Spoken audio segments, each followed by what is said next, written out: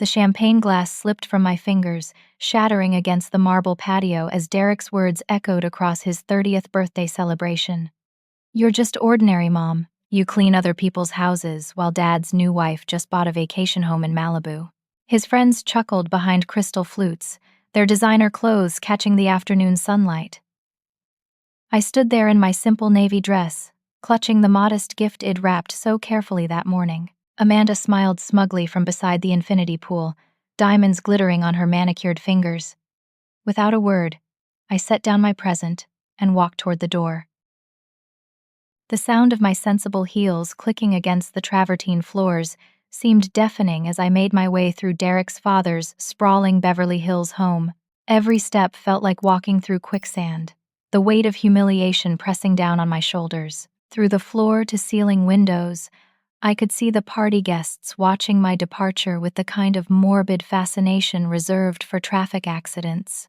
My 20-year-old Honda Civic looked pathetically out of place among the Teslas and BMWs lining the circular driveway. The leather seats, cracked from years of Los Angeles sun, welcomed me like an old friend as I settled behind the steering wheel.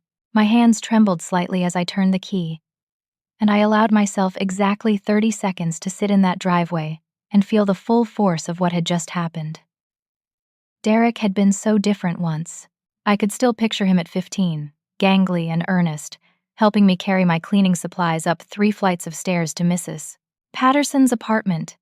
Head insisted on coming with me that day, curious about what I did for work. Instead of embarrassment, his eyes had sparkled with pride as he watched me transform the cluttered space into something beautiful and peaceful. "Mom, you're like a magician," Head said, carefully folding towels while I scrubbed the bathroom fixtures until they gleamed. "Mrs. Patterson looks so happy when we're done. You make people feel better about their homes." That boy had introduced me to his friends as my mom, who works harder than anyone I know. Head defended my profession when classmates made snide comments, explaining that honest work deserved respect regardless of the paycheck. Where had that young man disappeared to? The drive back to my apartment in Mid-City took 45 minutes through weekend traffic. I used the time to push down the hurt and focus on practical matters.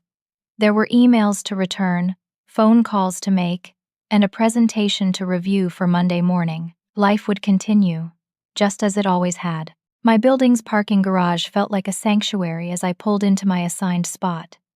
The elevator ride to the 12th floor gave me time to shed the last remnants of party guest Laurel and return to my authentic self.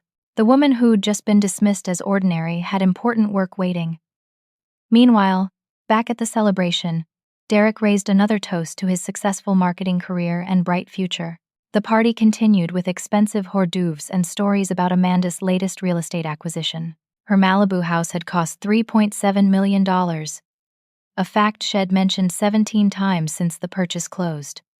"Your mother seems nice," offered Derek's friend Jake, a software engineer who'd grown uncomfortable with the earlier scene. "Was it really necessary to—" "Look, she needs to understand reality," Derek interrupted, loosening his designer tie. "Dad's moved on, built something amazing. Mom's still stuck in the past, cleaning houses like it's 1950. Sometimes truth hurts." Jake said nothing more, but filed the interaction away as another reason Head been questioning this friendship lately. Something about Derek's casual cruelty didn't sit right with him, especially directed toward a woman who'd seemed genuinely kind during their brief interaction. As the afternoon stretched toward evening, the catering staff began clearing empty platters and refilling ice buckets. Mrs. Henderson, the event coordinator, approached Michael with practiced efficiency. "Excuse me, Mr. Davidson," she said quietly, tablet in hand. "I wanted to confirm the billing address for today's service. Should I send the invoice to your home, or would you prefer I route it through Mrs. Laurel Montgomery's office as usual?" Michael's champagne glass paused halfway to his lips. "I'm sorry, what did you say?" "Mrs. Montgomery." Mrs. Henderson repeated, consulting her notes. She typically handles the payment for family events. I assumed the woman who left earlier was her, though I didn't get a chance to confirm the foundation's catering budget for next week's gala. The world seemed to tilt slightly on its axis. Michael set down his glass with exaggerated care, trying to process what had just heard. Foundation, the Montgomery Foundation. Mrs. Henderson clarified, looking puzzled. We're catering their annual donor dinner next Thursday. Mrs. Montgomery mentioned wanting to discuss some menu modifications. I thought I'd catch her here today, but she left before I could speak with her. Michael felt Amanda's hand on his arm, her grip tightening as she leaned closer to hear the conversation. Her carefully applied makeup couldn't quite mask the confusion flickering across her features. There must be some mistake, Amanda interjected smoothly. Derek's mother cleans houses for a living. You're thinking of someone else entirely. Mrs. Henderson's professional smile wavered slightly.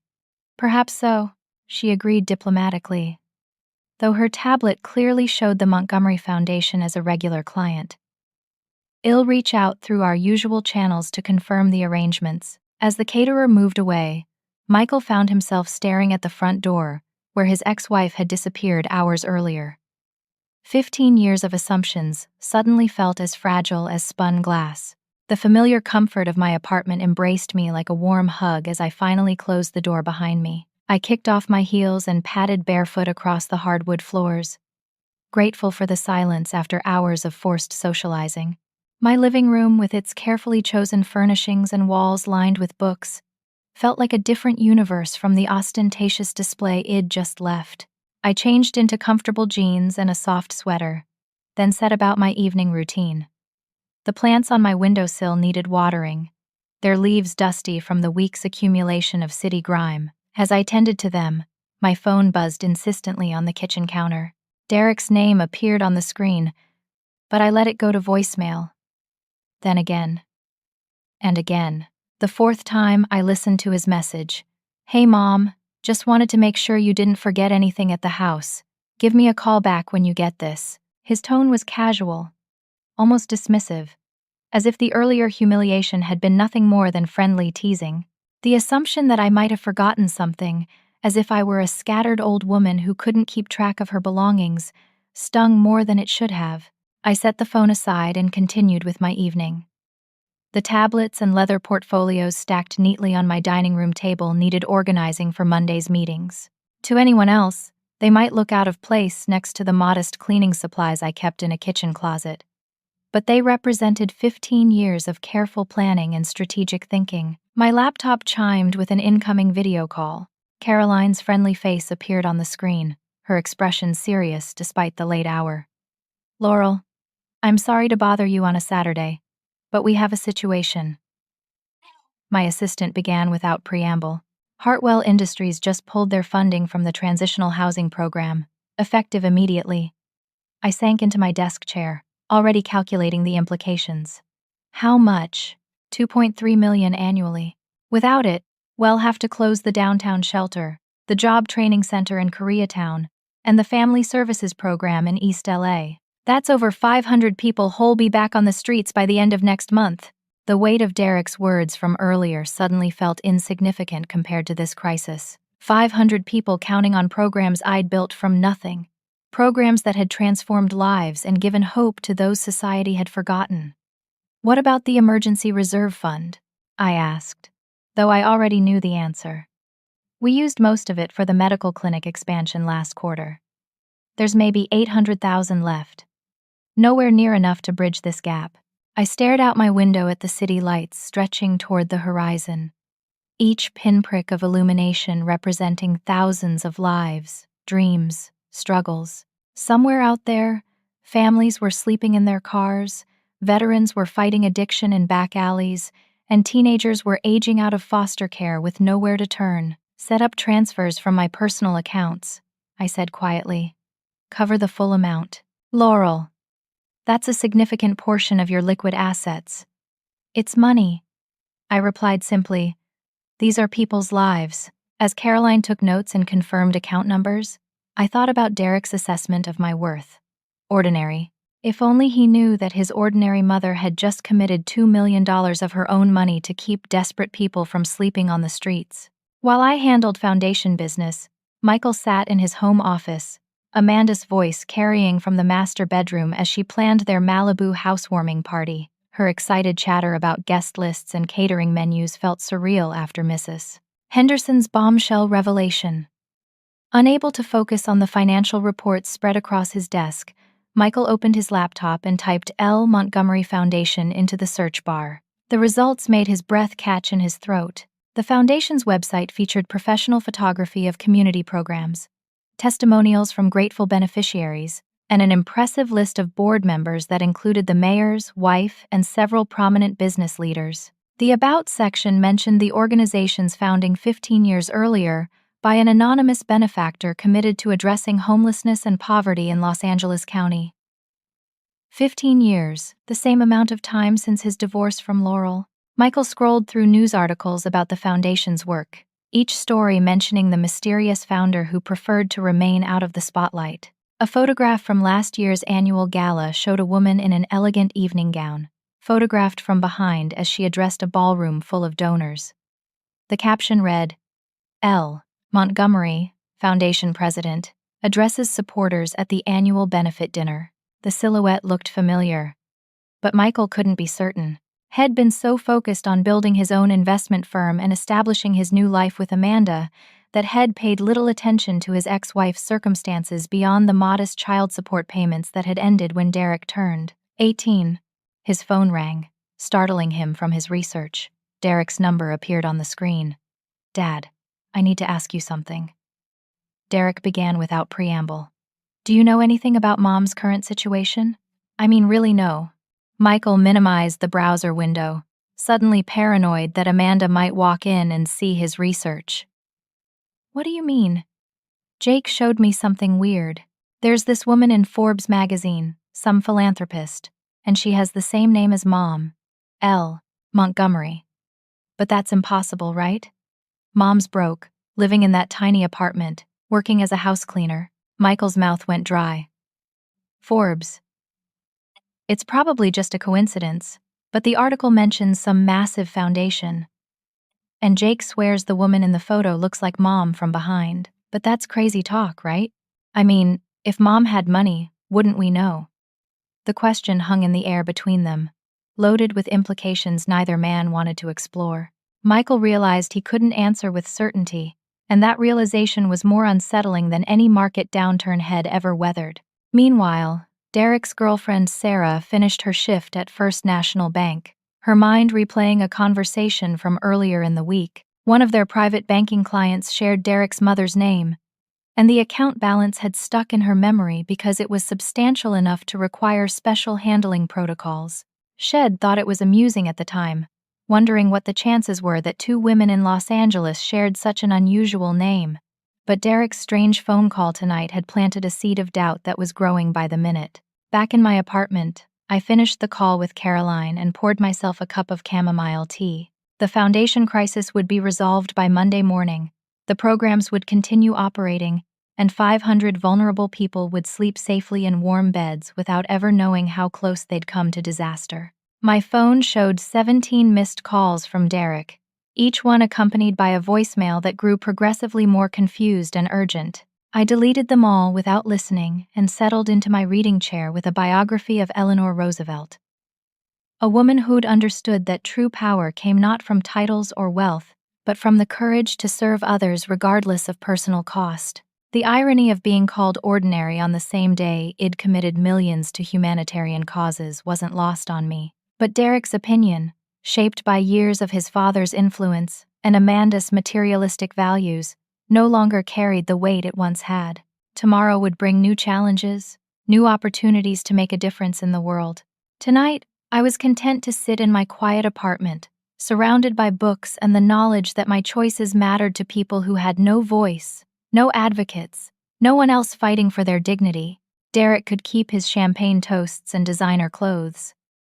I had something far more valuable: the peace that came from living according to my values, regardless of who was watching or what they thought of my choices. Sunday morning arrived with the kind of crisp clarity that only Los Angeles could deliver in late October. I stood at my kitchen window, coffee in hand, watching the city wake up 12 stories below. The view stretched from downtown's gleaming towers to the Hollywood Hills, encompassing neighborhoods where my foundation's programs operated 24 hours a day. Caroline had sent a confirmation email before 6 a.m., The emergency funding transfer was complete, the threatened programs were secure, and Monday's donor meeting could proceed as planned. $2.3 million had moved from my personal investment accounts to the foundation's operational fund with the efficiency of a well-rehearsed dance. My phone sat silent on the counter, Derek's name no longer appearing every few minutes. Either Head given up trying to reach me, or Head found other ways to investigate the questions clearly plaguing him. The truth was, I'd been expecting this moment for months. The careful separation between my public philanthropy and private family life had required constant vigilance, and I'd known eventually someone would notice the inconsistencies. I'd simply hoped Derek would have matured enough by then to handle the revelation with grace. At his Beverly Hills home, Michael was discovering just how thoroughly Head misjudged his ex-wife's circumstances. A sleepless night spent researching L. Montgomery Holdings had revealed a complex web of real estate investments, charitable foundations, and business ventures that painted a picture of remarkable success. The company owned 17 properties throughout Los Angeles County, from modest apartment buildings in transitional neighborhoods to prime commercial real estate in Santa Monica. Each acquisition showed the kind of strategic thinking and market timing that Michael's own investment firm prided itself on delivering to clients. What disturbed him most was the realization that L. Montgomery Holdings had been one of his firm's anonymous clients for over a decade. The quarterly reports Head been sending to a post office box in Century City were going to his ex-wife, the woman Head dismissed as financially naive during their bitter divorce proceedings. Amanda found him in his office at 8 a.m, still wearing yesterday's clothes, surrounded by printouts and legal documents. "Michael, what on earth are you doing?" she demanded. Designer yoga clothes suggesting she'd planned a peaceful Sunday morning routine. "You look terrible." "Research," he replied absently, highlighting another section of an investment prospectus. "Amanda, what do you actually know about Laurel's current situation?" "Your ex-wife." Amanda's perfectly sculpted eyebrows rose in surprise. "She cleans houses, lives in some tiny apartment, drives that embarrassing old car." "Why are you asking?"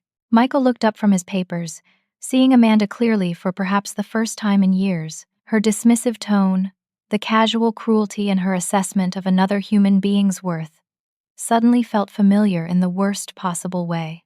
How many times had he heard similar judgments about his ex-wife, accepted them without question, even encouraged them?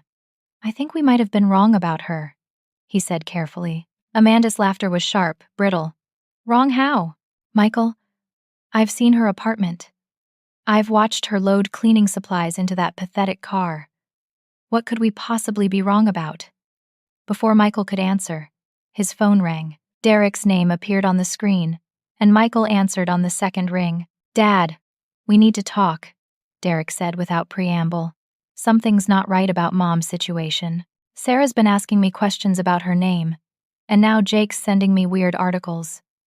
Can you meet me for coffee?" "I'll be right there," Michael replied, grateful for an excuse to escape Amanda's increasingly shrill protests about wasting time on his pathetic ex-wife. Derek waited at a Starbucks in Westwood, laptop open, multiple browser tabs visible on his screen. His usual confident demeanor had cracked, replaced by the kind of confusion Michael remembered from Derek's teenage years, when simple answers no longer sufficed for complex questions.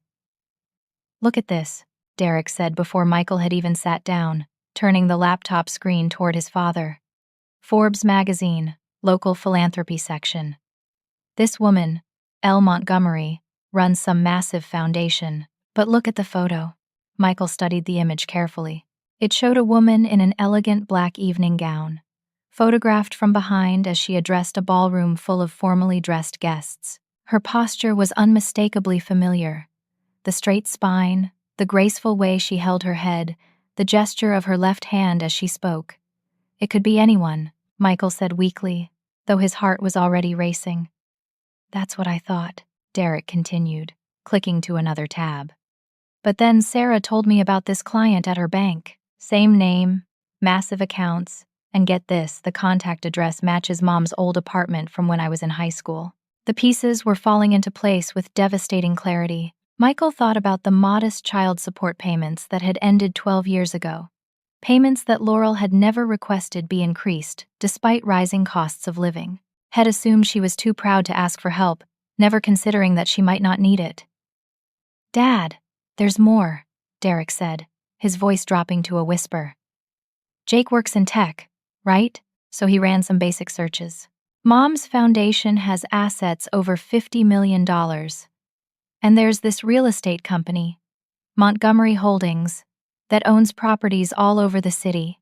Michael's coffee grew cold as Derek presented each piece of evidence with the methodical precision of a man watching his world collapse. Property records showing Laurel had purchased her first rental building just 6 months after their divorce.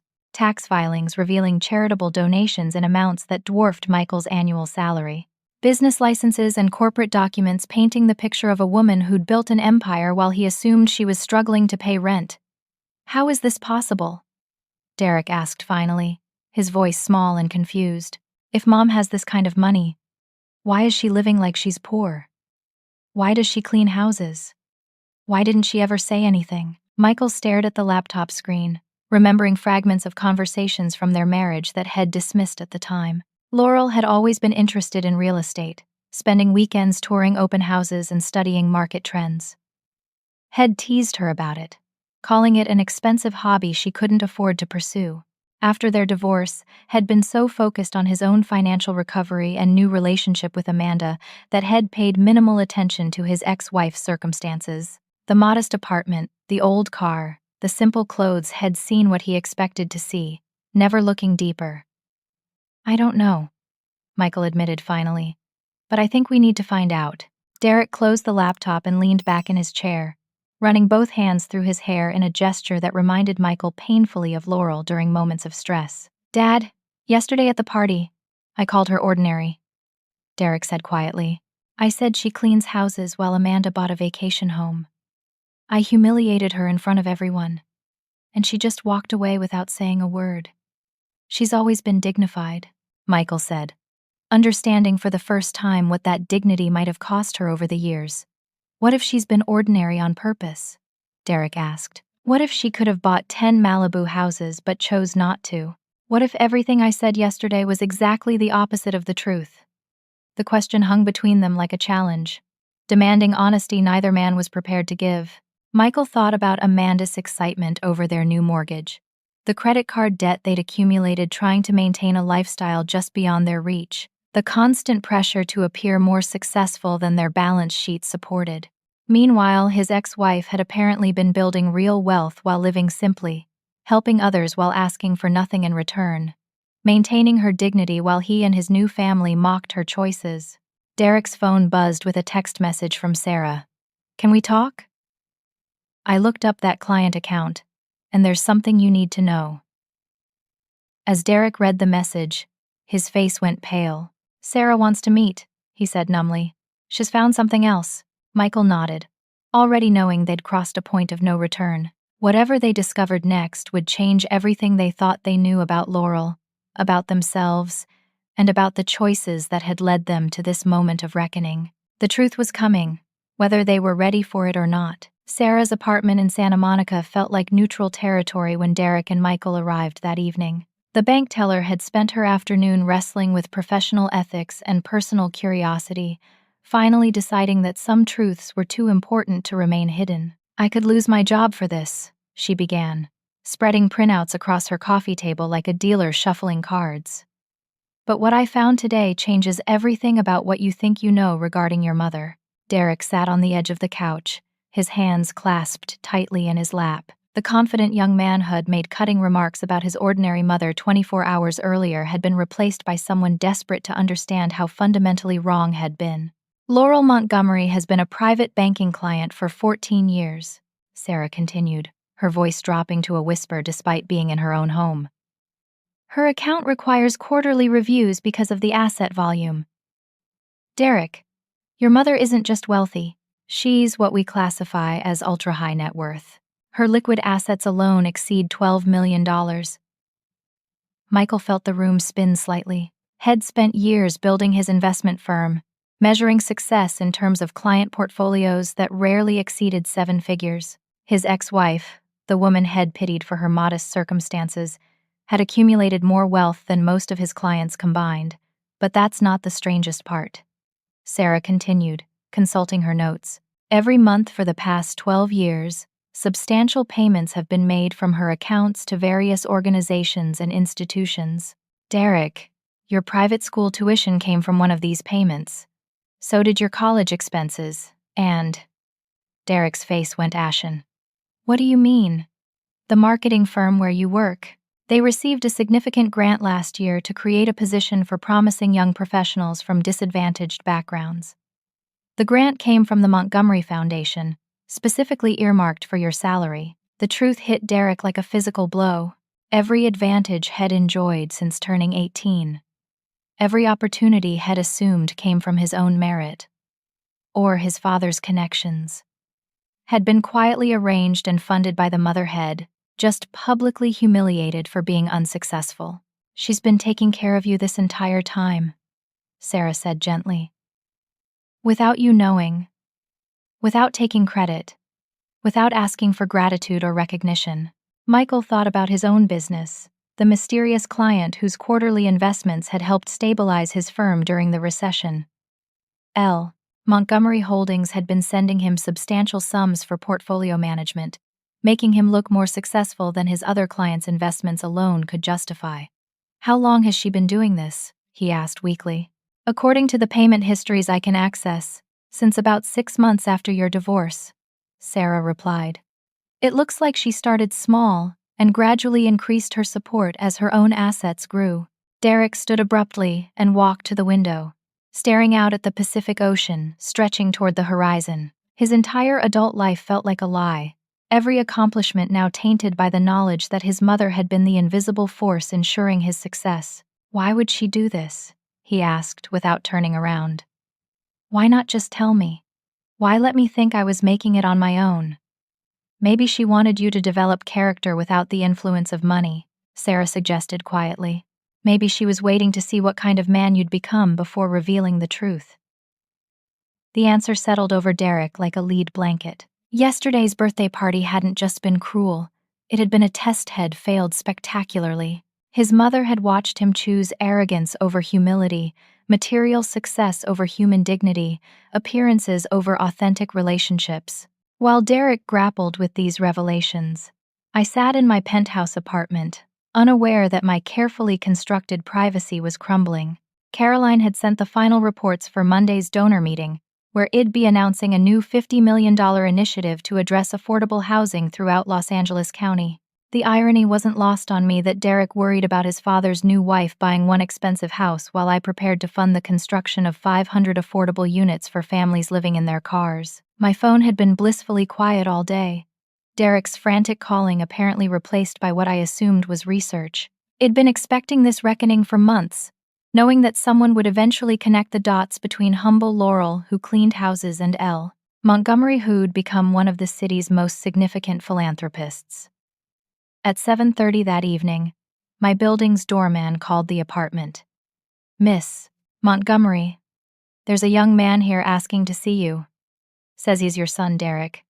He seems quite upset. I looked down at my simple Sunday outfit, jeans and a sweater that cost less than what Derek probably spent on lunch. The contrast between my private and public personas had always been deliberate, a way to ensure that my wealth served others rather than my ego. Send him up, I said quietly. The elevator ride from the lobby to the penthouse took less than a minute, but it felt like crossing between two different universes. Derek had never seen my real home, had never understood the full scope of what I'd built over 15 years of careful planning and strategic investing. When the doors opened directly into my foyer, Derek's expression shifted from determination to complete bewilderment. The space before him bore no resemblance to the modest apartment where Head dropped off Christmas presents and grabbed quick coffees during his infrequent visits. Floor-to-ceiling windows offered panoramic views of the city skyline. Original artwork lined the walls, including pieces by local artists whose careers I'd supported through foundation grants. The furniture was elegant but comfortable, chosen for beauty and craftsmanship rather than status or price tags. Mom. Derek's voice was small, uncertain. This is where you live. I nodded. settling into my reading chair and gesturing for him to take a seat on the nearby sofa. He moved like a sleepwalker, his eyes taking in details that contradicted everything he thought he knew about my life. "Why?" he asked finally. "Why live like this while pretending to be poor? Why not tell me you were successful? Why let me think you were struggling while I got everything handed to me?" The questions tumbled out in a rush, 15 years of assumptions crashing down around him like a house of cards in an earthquake. I studied his face, seeing traces of the earnest boy who'd once helped me fold towels, and asked thoughtful questions about the people we served, because I wanted to see who you'd become without the influence of wealth. I said simply, "I wanted you to develop your own values, your own work ethic, your own sense of compassion before you knew about the foundation or the money or the possibilities they represent." Derek leaned forward, his head in his hands. "Sarah showed me the bank records, the job, the school, everything. You've been supporting me this entire time while I acted like I was self-made." "You could have been self-made," I replied. "You had the intelligence, the opportunities, the education to succeed on your own merit. The foundation support was just insurance, making sure doors opened when you knocked." "But I failed the test, didn't I?" Derek looked up, his eyes red with shame. "Yesterday, at the party, when I called you ordinary, that was the final examination, and I chose cruelty over kindness, appearance over substance." I didn't answer immediately, allowing the weight of his realization to settle between us. Outside the window, the city lights sparkled like fallen stars, each one representing thousands of people whose lives intersected with the foundation's work in ways they'd never know. "Derek, for 12 years I've been waiting for you to ask about my life beyond what you could see on the surface," I said finally. "You visited my small apartment and never wondered how I afforded the rent in a good neighborhood. You saw my old car and never asked why I kept it instead of upgrading. You assumed I was struggling and never offered help or even inquired about my well-being." The truth of those words hit him visibly. In his self-absorption, Head never considered that his mother might have her own complex inner life, her own dreams and accomplishments, her own reasons for the choices she made. "I thought I was protecting you from the burden of wealth before you were ready," I continued. "I thought you'd develop empathy and character naturally, that you'd eventually see beyond surface appearances and ask deeper questions. I was wrong." Derek sat in silence for several minutes, absorbing the magnitude of his failure.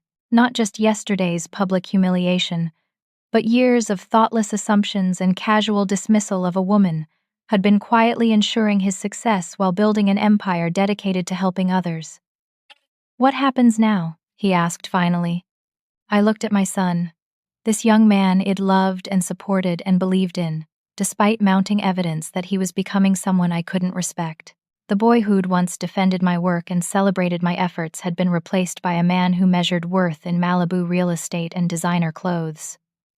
"Now you learn to live without a safety net," I said quietly. "You discover whether the values I tried to instill in you were strong enough to survive wealth and privilege. You find out who Derek really is when nobody's cleaning up his mistakes or ensuring his success." The conversation stretched past midnight, covering 15 years of choices, assumptions, and missed opportunities for authentic connection. By the time Derek left, both of us understood that our relationship would never be the same. The test was over, and the results would determine not just Derek's future, but whether Head ever earned the right to be part of the legacy I'd spent decades building.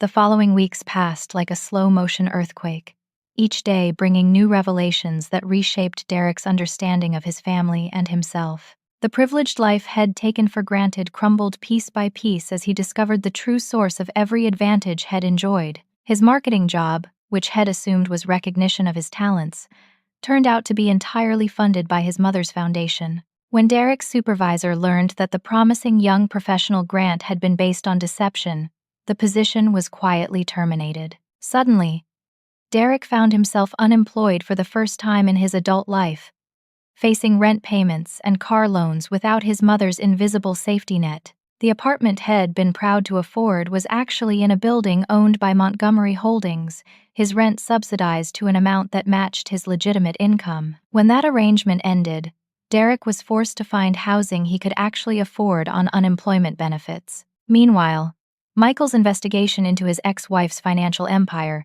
had revealed uncomfortable truths about his own success. Montgomery Holdings had been his investment firm's most profitable client for over a decade. The quarterly fees from managing her portfolio had provided the stable foundation that allowed him to take risks with other clients and appear more successful than his skills alone merited. Amanda's reaction to these discoveries had been predictably self-centered, rather than expressing admiration for Laurel's accomplishments or shame for her previous judgments. She'd immediately begun calculating how they might benefit from this unexpected family connection. "Think about it, Michael," She'd said over dinner at their favorite Beverly Hills restaurant.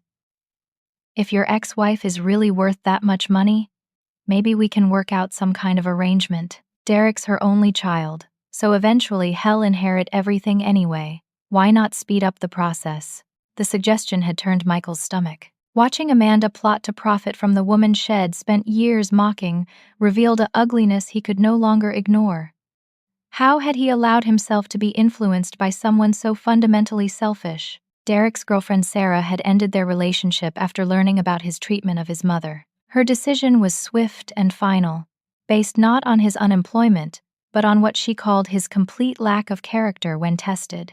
"I watched you humiliate a kind woman for circumstances you didn't understand," Sarah had said during their final conversation. "If you're willing to be cruel to your own mother, what does that say about how you'd treat me when times get tough?" The breakup had stung, but Derek was beginning to understand that Sarah's assessment was accurate.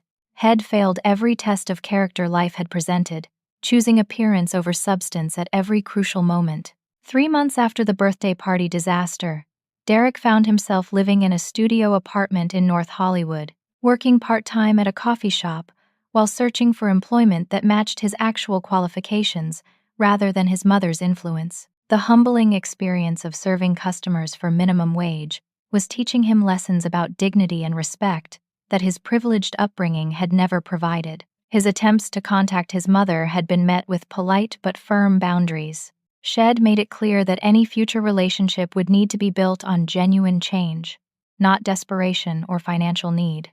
The foundation work continued without him, helping thousands of people who faced real hardship rather than the artificial adversity of a spoiled young man learning to live within his means. Caroline provided occasional updates about Derek's progress, reporting that Head begun volunteering at a homeless shelter downtown. The work was challenging and heartbreaking. Serving people who'd lost everything, while Derek complained about having to take public transportation instead of driving his repossessed BMW. The shelter's director, a woman named Grace Patterson, didn't know about Derek's connection to the foundation's founder. She saw only another volunteer who needed to learn humility and purpose, someone whose soft hands and defensive attitude suggested Head never faced real struggle. "Volunteering here isn't about feeling good about yourself," Grace had told Derek during his first week. "These people don't need your pity or your charity. They need respect, dignity, and practical help from someone who understands that circumstances don't determine worth." Derek's initial reaction had been defensive, but gradually he began to see the shelter's clients as individuals with complex stories, rather than statistics representing failure. Maria, the single mother who'd lost her job and housing after a medical emergency. Robert, the veteran struggling with PTSD who couldn't maintain steady employment. Jennifer, the teenager who'd aged out of foster care with no family support or life skills. Each person he met challenged Derek's assumptions about poverty, success, and personal responsibility. The comfortable explanations Head always used to justify inequality began to crumble as he witnessed the reality of how quickly circumstances could change for anyone. Meanwhile, I continued the foundation's work, announcing the affordable housing initiative that would provide homes for 500 families currently living in their cars or temporary shelters. The project required $20 million of my personal funds in addition to government matching grants and corporate partnerships. Local news coverage of the announcement featured interviews with grateful beneficiaries and housing advocates, but I remained in the background as always. preferring to let the work speak for itself rather than seeking personal recognition. Derek saw the news coverage during his lunch break at the coffee shop, watching his mother address reporters with the same quiet dignity Shed maintained while he humiliated her months earlier. The contrast between her genuine impact and his previous dismissal of her worth was almost too painful to bear. That evening, he wrote his first letter to her in 15 years. Not an email or text message, but an actual handwritten letter on paperhead, purchased with money, earned from making lattes and cleaning tables. The letter contained no requests for money, no appeals for forgiveness, and no attempts to minimize his previous behavior. Instead, Derek wrote about Maria and Robert and Jennifer, about learning to see dignity in work he'd previously considered beneath him, about the slow process of understanding what his mother had been trying to teach him through example rather than lecture. I received the letter on a Tuesday morning, reading it twice before setting it aside to focus on foundation business. The words suggested growth, but actions over time would determine whether Derek's change was genuine or simply another performance designed to restore his privileges. 2 weeks later, a second letter arrived, then a third. Each one demonstrated deeper understanding of the values I'd tried to instill in him, the lessons he'd rejected in favor of his father's materialistic worldview and Amanda's shallow priorities. Derek wrote about the Vietnam veteran Wode taught him to change oil filters. The homeless woman Wode shared her lunch when Derek forgot to bring money to work. The teenagers who'd shown him that intelligence and potential existed in every economic circumstance. The letters revealed a young man finally learning to see beyond surface appearances, beginning to understand that true worth came from character rather than possessions. Whether this transformation was permanent remained to be seen, but it represented progress I'd hoped for but never demanded. After 6 months of silence between us, Derek was slowly earning the right to a conversation about his future and whether he'd developed the wisdom necessary to handle the responsibility of helping others, rather than simply benefiting from their generosity. The test wasn't over, but for the first time since his childhood, Derek was showing signs of passing it. 6 months after Derek's public humiliation of me at his birthday party, the consequences of that moment continued to ripple through our family like stones thrown into still water.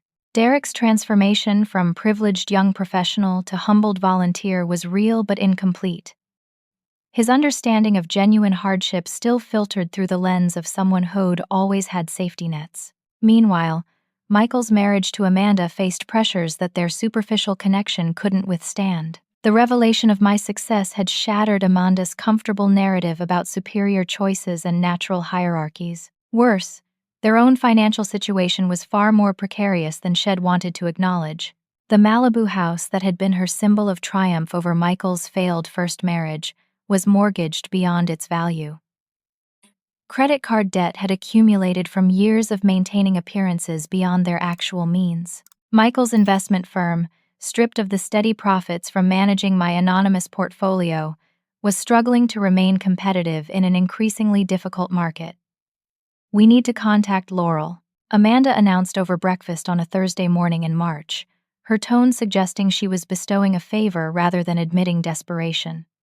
"It's time to normalize family relationships for Derek's benefit." Michael set down his coffee cup carefully, studying his wife's face for signs of the selfishness he'd been noticing more frequently. "Amanda, after everything you've said about her over the years, don't you think any approach should start with an apology?"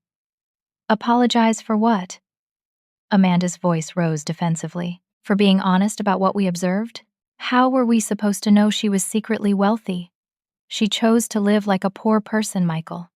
She created this entire situation by being deceptive." The conversation revealed exactly why Amanda had never understood the values I'd tried to instill in Derek. In her worldview, worth was measured exclusively by visible wealth, and anyone who chose simplicity over ostentation was either foolish or deceitful. That afternoon, against Michael's advice, Amanda called my office number. Caroline answered professionally, as always protecting my privacy while screening calls from unknown parties. "This is Amanda Davidson," she announced with the confidence of someone accustomed to name-dropping her way past obstacles. "I'm Derek's stepmother, calling about arranging a family meeting with Laurel." Caroline's response was polite, but firm. "Miss Montgomery's schedule is managed through formal requests submitted in writing. I'd be happy to provide you with the appropriate forms and procedures. Forms and procedures. Amanda's voice sharpened with irritation. This is a family matter, not a business appointment. I think there's been a misunderstanding about my relationship to Derek and his mother. There's no misunderstanding, Caroline replied calmly. Miss Montgomery has established clear boundaries about personal communications.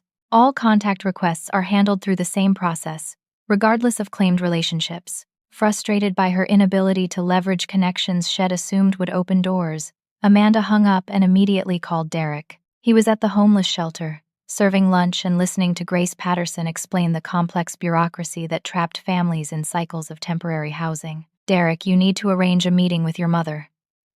Amanda began without preamble. Michael's business is struggling, and frankly, we think it's time for some family financial planning. Derek felt something shift inside him as he listened to Amanda's presumptuous demands. 6 months of working with people who faced genuine hardship had given him new perspective on what constituted real problems versus manufactured crises. Amanda, my relationship with my mother is my responsibility, he said quietly. Whatever issues you and Dad are facing, they're separate from the damage I need to repair. Don't be naive, Derek. You're her only child, which means you'll eventually inherit a fortune. It makes sense to establish positive relationships now rather than waiting for some arbitrary timeline she's created. The call ended with Derek hanging up, but Amanda's words had crystallized something important. His mother's test hadn't been just about individual character development. It had been about determining whether he could resist the very attitudes that Amanda embodied. That evening, Derek wrote another letter, this one different from the previous months of updates about volunteer work and personal growth.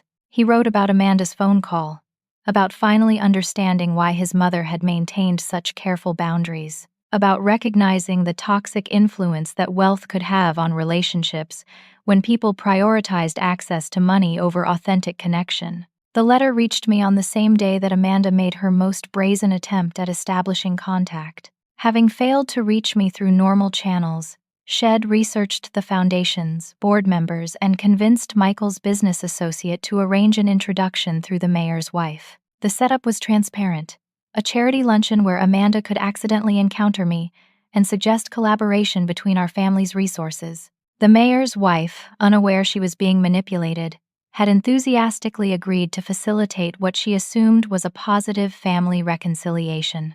I arrived at the Beverly Hills Hotel knowing exactly why I'd been invited, thanks to Caroline's research into the event's guest list and Amanda's recent efforts to contact me. The luncheon was elegant, featuring local philanthropists and business leaders discussing collaborative approaches to addressing homelessness. Amanda approached me during the cocktail hour, her smile radiant, and her manner suggesting we were old friends reuniting after a brief misunderstanding. Laurel, how wonderful to see you again, she began, as if we'd ever been anything other than strangers connected by unfortunate circumstances. I've been hoping we could discuss some exciting possibilities for combining our family resources. Her 15-minute pitch was perfectly rehearsed, touching on Derek's well-being, family unity, and the potential for leveraging my foundation's success to support Michael's business expansion. She spoke as if my wealth was a family asset to be managed collectively rather than the result of my individual choices and efforts. The other luncheon guests had moved toward their assigned tables, leaving us relatively alone in the hotel's opulent lobby. Amanda's confidence suggested she expected gratitude for her willingness to overlook my previous deception about my circumstances. Amanda, I said quietly when she finally paused for breath. I'm curious about something. Derek told me that at his birthday party, you expressed the opinion that I was ordinary and pathetic. Given that assessment, why would you want to partner with someone you hold in such low regard? The question landed like a physical blow. Amanda's practiced smile faltering as she realized Derek had shared their private conversations. Her recovery was swift but transparent, the kind of social maneuvering that had always prioritized personal advantage over authentic relationship. I think there may have been some miscommunication, she said carefully. Michael and I have always respected your choices, even when we didn't understand them. The miscommunication I replied. Seems to be your assumption that my wealth changes anything about who I am or what I value. I'm exactly the same person Derek called ordinary 6 months ago. The only difference is your awareness of my financial success, which apparently transforms contempt into collaboration in your worldview. Amanda's facade cracked completely, revealing the calculation beneath her superficial charm. Laurel, we're family now, whether you like it or not. Derek is Michael's son, and eventually, he'll inherit everything you've built. Wouldn't it be better to work together instead of maintaining these artificial barriers? We were family when Derek humiliated me in front of your friends, I said evenly. We were family when you laughed at my modest car and simple clothes. We were family when you encouraged Derek to see me as a failure and an embarrassment. My bank account balance doesn't change any of that history. The conversation ended with Amanda storming away, her anger revealing exactly why she'd never understood the values Id tried to instill in Derek. Money was a tool for serving others, not a trophy for impressing people who measured worth through material possessions. That evening, Derek called me for the first time since our confrontation in my apartment. His voice was different, deeper somehow, carrying the weight of genuine understanding rather than desperate apology. Mom, I heard about Amanda's approach today, he said without preamble. I need you to know that I finally understand what you were trying to teach me. It wasn't about the money at all, was it? It was about whether I'd become the kind of person who deserved to help others instead of just helping myself. The question hung between us across the phone lines. 15 years of careful parenting distilled into a single moment of recognition. Derek had finally asked the right question, demonstrated the insight I'd been waiting for since his childhood. What do you think? I asked quietly. I think I failed the test, Derek said honestly. But I also think you taught me that failure isn't permanent if someone's willing to do the work of changing. For the first time since his birthday party, I felt a glimmer of hope that my son might eventually become someone worthy of the legacy I'd spent decades building. 1 year after Derek had called me ordinary at his 30th birthday party, we sat together in a small cafe near the downtown homeless shelter where he'd been volunteering consistently for 8 months. The transformation in my son was visible not just in his appearance. Gone were the designer clothes and expensive accessories, but in his entire demeanor. Derek now carried himself with the quiet confidence that came from knowing his worth wasn't dependent on external validation or material possessions. His hands, once soft from a life of privilege, bore the calluses of honest work. His eyes held a depth of understanding that could only come from genuine service to others. Grace wants to promote me to assistant coordinator, Derek said, stirring sugar into his coffee with hands that had learned to change tires, serve meals, and comfort people in crisis. It means more responsibility, longer hours, and honestly, not much more money. But I've never felt more proud of a job offer in my life.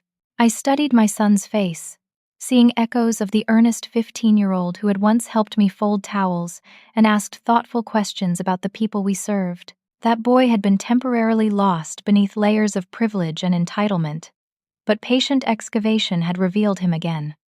Tell me about the veteran you mentioned in your last letter, I said, genuine curiosity in my voice. Derek's expression softened. Robert, has 73, served in Vietnam, came home to a country that didn't want to acknowledge what had sacrificed. Lost his family, his job, his home. Been on the streets for 12 years. The reverence in Derek's voice when speaking about Robert represented a complete reversal from the young man who had once measured people's worth by their possessions and social status. Has teaching me auto mechanics in exchange for help with his disability paperwork, Derek continued. Mom, this man has forgotten more about integrity and resilience than I ever knew existed. Last week he gave his lunch to a younger guy who'd missed the meal service. Robert hadn't eaten in 18 hours. But he said the young man needed it more. Derek paused, setting down his cup with the careful precision of someone who'd learned not to waste anything, including moments of connection with another human being. That's when I finally understood what you'd been trying to teach me, he said quietly. It's not about what we have or what we accomplish. It's about who we choose to be when nobody's watching, when there's no reward except the knowledge that we've acted according to our values. 6 months earlier, Derek had written me a different kind of letter than his previous updates about volunteer work and personal growth. Instead of requesting forgiveness or attempting to explain away his past behavior, Head simply shared his observations about the people he was serving and what they were teaching him about dignity, resilience, and authentic success. The letter had mentioned Maria, the single mother who worked 3 jobs while studying for her nursing degree. Robert, the veteran who'd maintained his honor despite society's abandonment. Jennifer, the teenager who'd aged out of foster care but still tutored younger children in math because education was the one thing nobody could take away. Each person Derek described had faced challenges that made his previous complaints about modest apartments and ordinary cars seem absurd by comparison. Yet instead of self-pity or bitterness, these individuals demonstrated grace under pressure and commitment to helping others even when they had little to give. "I've been thinking about the foundation," Derek said, his voice careful, tentative. "Not about joining it or inheriting anything, just about understanding what you built and why it matters." This was the conversation he'd been waiting for since Derek's childhood. The moment when he might finally grasp the purpose behind 15 years of careful lessons, disguised as ordinary life experiences. "Caroline showed me some of the programs during my volunteer orientation," Derek continued. "The job training center, the transitional housing, the medical clinic. I realized that while I was complaining about you being ordinary, you were quietly changing thousands of lives." He looked out the cafe window toward the shelter, where people were lining up for the evening meal service. "How do you decide who deserves help? How do you choose which programs to fund when there are so many needs?" The question revealed Derek's growing understanding that real philanthropy wasn't about writing checks to feel good, but about making difficult decisions with limited resources while maintaining respect for human dignity. "We don't decide who deserves help," I replied. "Everyone deserves basic human dignity, shelter, food, healthcare, and the opportunity to rebuild their lives. We just try to create systems that make those things possible while empowering people to regain their independence." Derek nodded slowly, processing the philosophical foundation that had guided my work for nearly 2 decades. I used to think success meant having enough money to buy whatever I wanted. Now I'm learning it means having enough character to give whatever I can. The transformation in Derek's perspective hadn't happened overnight. It had required months of consistent service, daily confrontation with his own privilege, and gradual recognition that his previous worldview was both shallow and harmful. Michael's marriage to Amanda had ended 6 months earlier, when their financial pressures had revealed the selfishness that had always existed beneath their relationship's surface. Amanda had attempted to convince Michael to contest our divorce settlement, claiming I'd hidden assets that should have been divided differently. Her inability to understand that my wealth had been built after our marriage, through my own efforts and investments, had finally opened Michael's eyes to her fundamental character. Michael himself had begun volunteering at the Foundation's Job Training Center, teaching financial literacy to people transitioning out of homelessness. His investment expertise, combined with his newfound understanding of authentic purpose, had made him an effective advocate for fiscal responsibility and long-term planning among people rebuilding their lives. "Dad says the work at the training center is the most meaningful thing he's done in years," Derek mentioned, echoing my own observations about Michael's changing priorities. "He told me that helping someone open their first bank account feels more significant than managing million-dollar portfolios for people who already have everything they need." The healing between Derek and Michael had been another unexpected benefit of our family's reckoning. Freed from Amanda's toxic influence and his own materialistic assumptions, Michael was rediscovering the values that had originally attracted me to him 25 years earlier. "Mom, I need to ask you something," Derek said, his voice carrying the nervous energy of someone approaching a crucial question. "When you're ready to retire from running the foundation, would you consider letting me apply for a position? Not as your son, not because of family connections, but as someone who might have finally learned enough about service and humility to be useful in helping others." The question I'd been hoping to hear for 15 years had finally arrived, but my answer couldn't be based on hope or love or wishful thinking. The foundation served too many vulnerable people to risk leadership decisions on anything other than demonstrated competence and character. "Derek, ask me that question again in 2 years," I said gently. After you've completed Grace's management training program, after you've proven your commitment through consistent service regardless of recognition or reward, after you've shown that your change is permanent rather than performative. Derek's face lit up with understanding rather than disappointment. You want to make sure I'm ready for the responsibility, not just eager for the opportunity. I want to make sure you understand that leadership in this work isn't about authority or status, I clarified. It's about serving people who have every reason to distrust institutions and representatives of privilege. They need to know that whoever speaks for the foundation genuinely cares about their well-being, rather than using their need as an opportunity for personal validation. Derek nodded, his expression serious and determined. 2 years. It'll prove that this change is real, that I've finally learned what you were trying to teach me all along. As we prepared to leave the cafe, Derek pulled out a worn photograph from his wallet. It showed him standing with Robert, Maria, Jennifer, and several other shelter residents at a graduation ceremony for people who'd completed the job training program. Derek's face in the photo glowed with genuine pride, the kind that came from knowing he'd contributed to something larger than himself.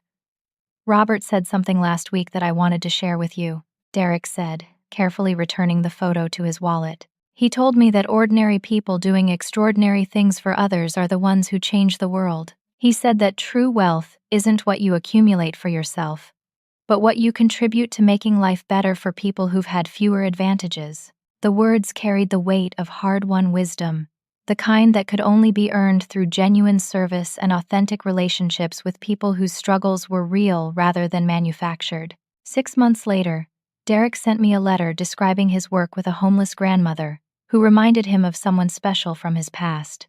The woman had taught him to see dignity in every circumstance, hope in every setback, and grace in every human interaction regardless of their material circumstances. Through her story, Derek had finally understood that being ordinary wasn't an insult. It was a choice to serve others without seeking recognition, to find meaning in daily acts of kindness rather than grand gestures, to measure success by lives improved rather than possessions accumulated. As I stood at my penthouse window that evening, watching the sunrise paint the city in shades of gold and possibility, I felt the deep satisfaction that came from knowing my son was finally becoming the man I'd always hoped he could be.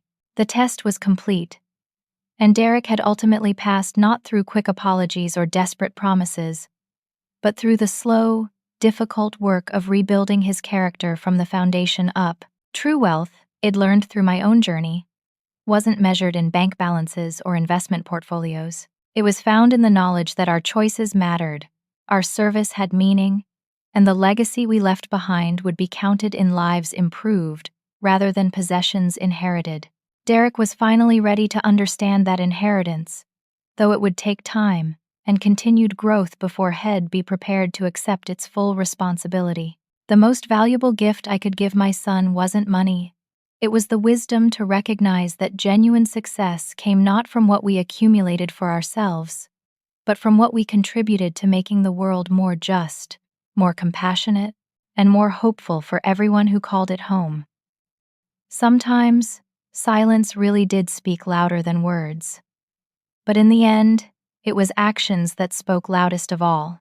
Thank you for joining me on this journey of discovery, forgiveness, and the true meaning of wealth. I'd love to hear your thoughts. Have you ever had to reevaluate what success really means in your own life? What moment made you realize that your priorities might need changing? Please share your experiences in the comments below. Your stories could inspire others who are struggling with similar questions about values and purpose. If this story touched your heart or made you think differently about measuring worth in our world, please like this video and subscribe for more stories about finding meaning in unexpected places. And if you know someone who might benefit from hearing about second chances and the power of choosing service over selfishness, please share this story with them. Until next time, may you find the courage to live according to your deepest values, regardless of who's watching or what rewards might follow. True wealth begins when we stop counting what we have and start considering what we can give.